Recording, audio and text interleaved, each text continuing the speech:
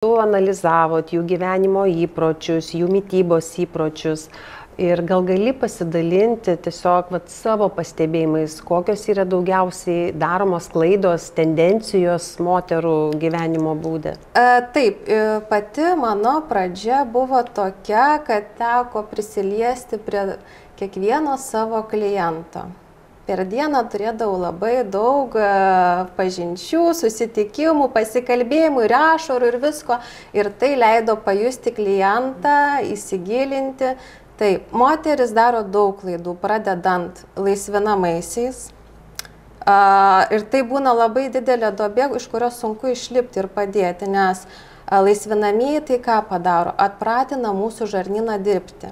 Ir tada yra valgoma slyvų kilogramas prieš miegą, ko pasekoje mes ten visą naktį raižo pilvanį ir vis tiek neišeina į tualetą. Po to yra daromos klizmos, išsivalymai, po kurių išvis tada mūsų žarnynas nebesupranta, kas vyksta. Labai sunku. Ir tada tenka iš naujo pradėti kelionę. Aiškinti, konsultuoti, kiekvienai skirdavau labai daug laiko, patardavau net ką valgyti, kaip skysčius vartoti. Tai reiškia, kad ryte pasakydavau, ką valgyti, išmokindavau, kaip vartoti vandenuką, tai nereiškia, kad priejau, atsigėriau visą stiklinę, tai ne vandens gėrimas. Tiesiog prie savęs turim turėti visada buteliuką, pasakydavau, ką valgyti pietums, kaip vartoti skaidulas ir taip realus mūsų darbas duodavo tikrai gerų vaisių. Daugiau ką moteris. Valgo mažai, norėdamos atsikratyti svorio. Aš bijau, aš nevalgysiu, ne, bet žarnynui nėra iš ko susidaryti normaliom funkcijom, normaliom peristaltikai. Taip, sutrinka visa peristaltika, organizmas tiesiog stresuoja, nebesupranta, kas vyksta ir tada mokini kaip valgyti. Iš naujo pradėkim valgyti. Gerai, ir žiūri, kad pradėjo valgyti ir sako, aš pradėjau valgyti ir man kaip tik pradėjo tas ir svoris reguliuotis ir pati gerai pradėjau jausti, kas čia nutiko. Tai netgi kitokių.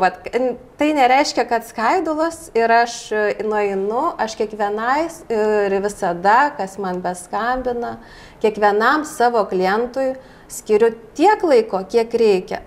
Nepykit, jeigu kažkada ar neatsakau, nes tikrai aš vairuodama negaliu atsakyti savo klientui, aš noriu skirti tiek laiko, kiek reikia, nes kiekvienas klientas man yra be proto svarbus, nes aš nežinau, kas man paskambins.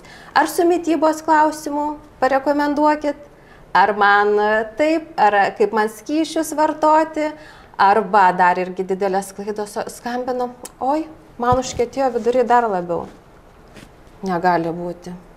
Tada aiškinuosi, o ką valgėt pusryčiam? Gerai, o ar gėrėt vandenuką?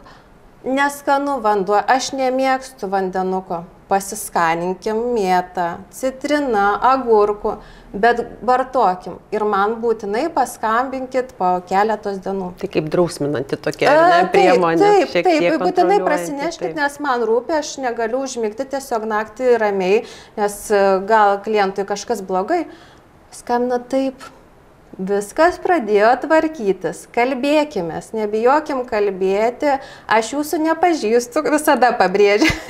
Gali drąsiai, anonimiškai man skambinti ir kalbėti, nes ką moteris iš tiesų, ir susitikimuose pastebėdavau jos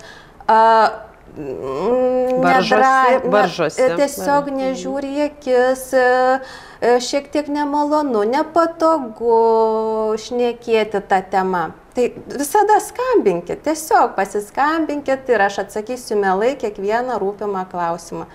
Gal ir ne į kiekvieną, bet stengsiuos atsakyti.